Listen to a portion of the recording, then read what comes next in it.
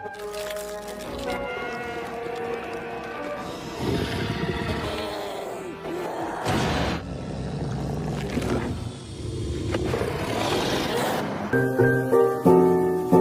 guys, kembali lagi bersama teman hayalan.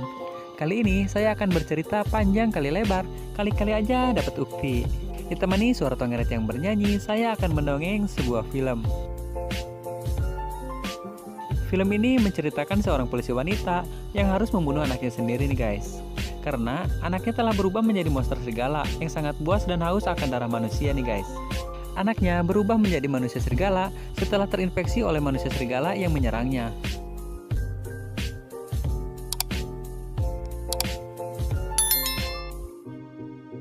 Di awal film menceritakan kejadian pada tahun 1005, ketika bangsa Viking menyerang Normandia. Di sana mereka menemukan sebuah ruang rahasia di dalam biara. Namun mereka tidak mendapatkan emas atau harta, tapi mereka hanya menemukan seekor anjing kecil. Mereka tidak sadar bahwa mereka telah membebaskan anjing terkutuk. Lalu mereka membawa anjing itu berlayar untuk pulang ke Norwegia. Tapi sebelum kapal mereka tiba di Norwegia, ternyata seluruh suku Viking telah tewas. Anjing itu melompat ke daratan lalu masuk ke hutan Nordik. 1000 tahun kemudian, Norwegia telah menjadi negara modern. Scene memperlihatkan keluarga kecil yang sedang menonton film horor nih guys.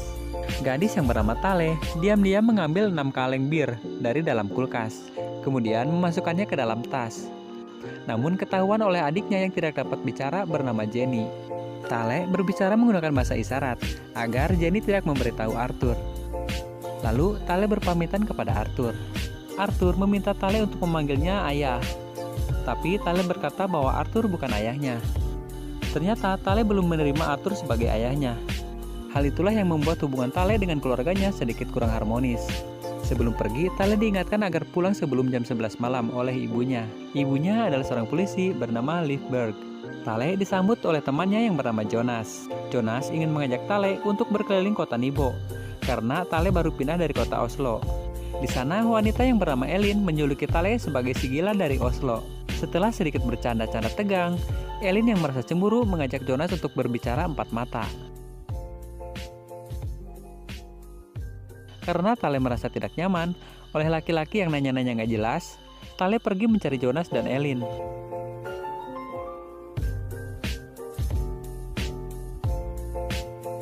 Di lain sisi, Liv mengetahui bahwa Tale telah mengambil 6 kaleng bir. Tapi Arthur malah membela Tale dan memintanya agar Liv memaklumi Tale. Tale memperhatikan Jonas dan Elin yang sedang ngobrol dari atas tanggul. Saat Tale menoleh sebentar, tiba-tiba Tale melihat Elin tergeletak bersimbah darah. Tale berusaha membangunkannya, tapi tiba-tiba Elin kembali diserang oleh sosok hewan buas. Tale juga terkena sedikit goresan di bahunya. Kemudian Elin hilang dibawa oleh hewan buas tersebut. Tapi Tale hanya bisa berteriak ketakutan di dekat Jonas yang penuh dengan darah Elin. Tidak lama kemudian polisi mendatangi tempat tersebut. Lalu polisi yang bernama Udin memberitahu bahwa Putri Liv juga ada di sana. Liv meminta Tale untuk menjelaskan kejadian yang dia lihat. Tapi Tale hanya bisa menangis karena dia masih sangat shock dengan kejadian tersebut. Lalu polisi mengamankan tempat kejadian tersebut. Di sana, Liv menemukan sebuah cakar yang tertancap di sebuah pohon.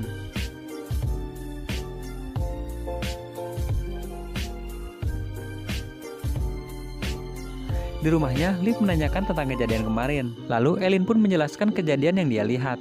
Tapi Elin tidak tahu hewan apa yang menyerangnya, karena kejadian itu berlalu dengan sangat cepat. Lalu polisi menginterogasi seluruh murid di sekolah Elin untuk mengumpulkan informasi yang mungkin bisa dijadikan petunjuk. Di malam hari, Liv mencoba mencocokkan cakar yang dia dapat dari TKP dengan gambar serigala dari internet yang terlihat sangat mirip. Lalu Liv menghubungi Pak Udin. Dia meminta agar Pak Udin mengarahkan tim pemburu untuk memburu serigala di hutan.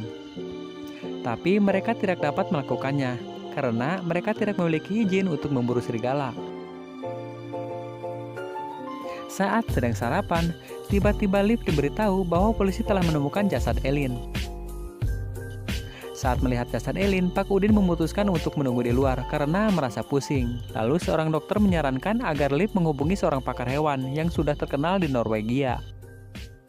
Di lain sisi, Tale pergi untuk melihat tempat kejadian perkara. Di sana, dia berhalusinasi melihat Elin, memanggil-manggil namanya dari kejauhan.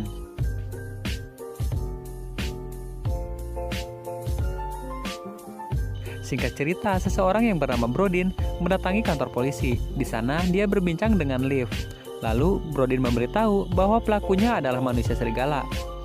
Serigala itu juga bisa menginfeksi manusia. Jika ada yang terinfeksi, maka manusia itu akan berubah menjadi serigala.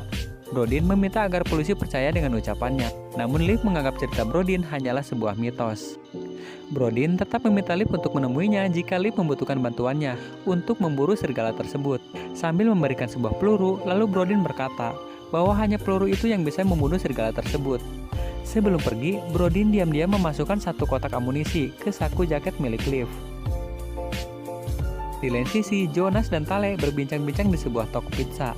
Saat akan pulang, sekelompok pemuda menyalahkan Tale atas kematian Elin, karena Tale tidak mampu menyelamatkan Elin. Kejadian itu membuat Tale merasa sangat bersalah. Karena takut omongan Brodin menjadi kenyataan, Liv mencoba melihat luka di bahu Tale. Tapi Tale malah pergi ke kamar. Saat tertidur, Tale bermimpi badannya penuh darah dan terapung di atas air.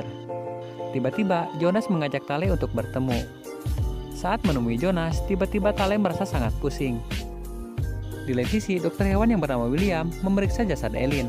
Dia menjelaskan bahwa yang membunuhnya adalah hewan yang sangat besar. Lalu, Liv memberikan cakar yang ditemukan kepada dokter William.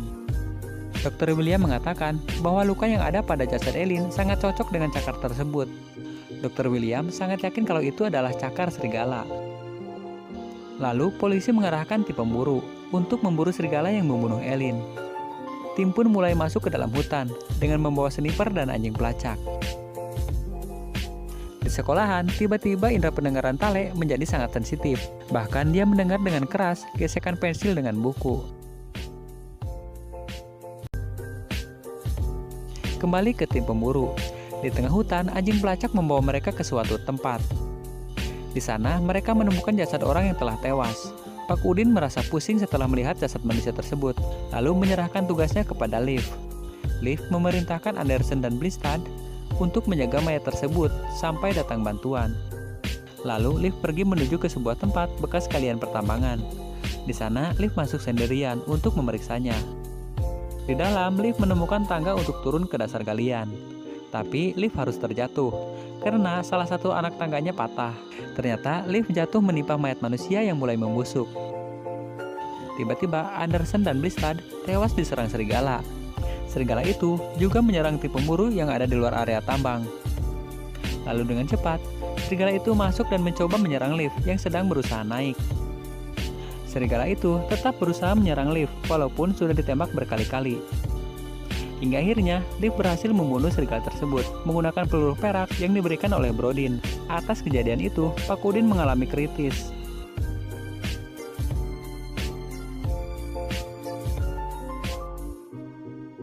Di malam hari, Jenny melihat Tale berjalan sambil tidur. Lalu, Jenny membawa Tale kembali ke kamar. Tale berkata bahwa dia merasa sangat kelelahan, seperti belum tidur selama 1 bulan.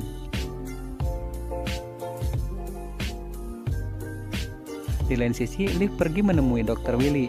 Dr. Willy memberitahu bahwa dari 8 peluru timah, ada 1 peluru perak yang menyebabkan serigala tersebut tewas. Lalu mereka pergi ke tempat Brodin. Brodin memuji polisi yang berhasil membunuh manusia serigala tersebut. Tapi Liv memberitahu bahwa kejadian itu membuat temannya kritis di rumah sakit. Lalu Brodin menjelaskan bahwa dia sudah sejak lama memburu serigala tersebut. Brodin menceritakan bahwa zaman dahulu, suku Viking selalu melakukan eksperimen dengan mengawin silangkan jenis hewan dengan jenis lainnya. Tapi eksperimen itu berujung bencana. Eksperimen itu membuat lahirnya manusia serigala yang lapar dan haus dengan darah manusia. Brodin juga menjelaskan, jika ada manusia yang terinfeksi, maka manusia itu akan berubah secara bertahap. Namun setelah perubahan itu terjadi, maka naluri hewan buas akan menguasainya. Satu-satunya cara untuk menghentikan infeksi tersebut hanya dengan membunuhnya. Lalu Liv khawatir kepada anaknya yang terluka akibat serangan serigala. Singkat cerita, Jonas kembali mengajak Tale untuk bertemu. Mereka pun bertemu dan berduaan di atas mobil. Saat asik berciuman, tiba-tiba Jonas ditelepon oleh ayahnya. Saat itu, Tale merasa kesakitan. Kemudian tanpa sadar, Tale membunuh Jonas.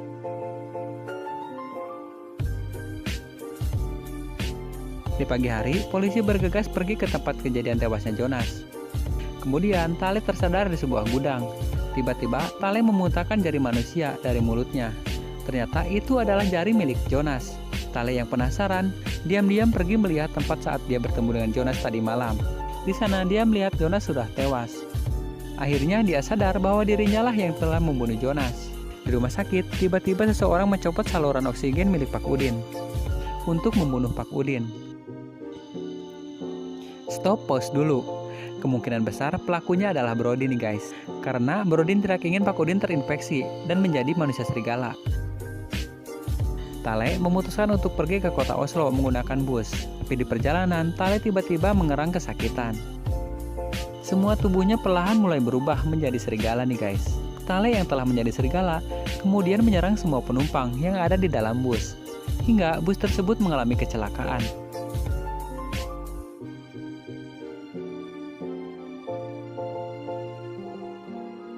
Liv diberitahu bahwa telah terjadi kecelakaan di sebuah terowongan. Lalu, Liv langsung bergegas memeriksa bus tersebut. Di sana, Liv melihat banyak sekali korban yang telah meninggal. Dia juga menemukan kalung milik Tale. Sekarang Liv yakin bahwa anaknya telah berubah menjadi serigala. Di lain sisi, Jenny yang sedang menggambar didatangi oleh Tale yang telah menjadi serigala. Namun, Tale tidak menyerangnya setelah melihat Jenny menangis. Lalu Arthur menggunakan lampu hias untuk memukul Tale dan membawa Jenny lari. Mereka pun berusaha kabur menyelamatkan diri menggunakan mobil. Tapi sayang, pintu mobilnya terkunci nih guys. Lalu Arthur memukul kaca mobil tersebut dengan tangan kosong. Mereka pun berhasil kabur menggunakan mobil. Tapi tangan Arthur mengalami pendarahan yang sangat hebat. Di perjalanan, Arthur mulai lemas kehabisan darah. Hingga membuat mobil yang mereka tumpangi menabrak pembatas jalan. Tapi semua orang tidak ada yang menolong mereka. Arthur yang mulai kehilangan kesadaran menyuruh Jenny untuk pergi menyelamatkan diri. Tapi Tale juga sudah ada di sana. Tale menyerang dan membunuh semua orang yang ada di sana nih guys. Jenny mengetahui serigala itu adalah kakaknya. Lalu Jenny mencoba menenangkan Tale.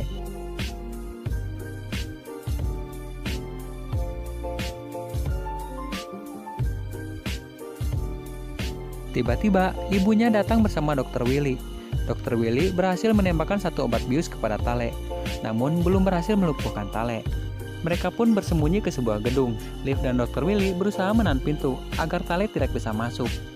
Tapi tiba-tiba ada cahaya yang sangat terang mendekat ke arah mereka. Ternyata itu adalah Brodin yang mencoba menabrak Tale menggunakan sebuah mobil. Tapi Tale berhasil menghindar. Namun naas, mobil Brodin menabrak gedung.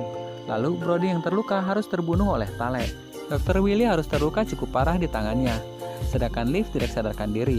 Kemudian Tale muncul mencoba menyerang Liv, tapi untungnya Liv keburu tersadar. Lalu menahan gigitan Tale menggunakan armor yang ada di tangannya. Liv meminta bantuan kepada Dr. Willy, namun Dr. Willy terluka sangat parah.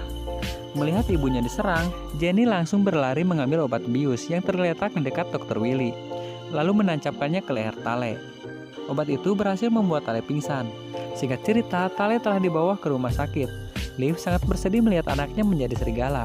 Karena tidak ada pilihan lain, Liv terpaksa harus membunuh Tale dengan peluru perak dari Brodin. Tamat. Terima kasih telah menyimak teman hayalan sampai akhir. Tunggu video saya selanjutnya. Sampai jumpa.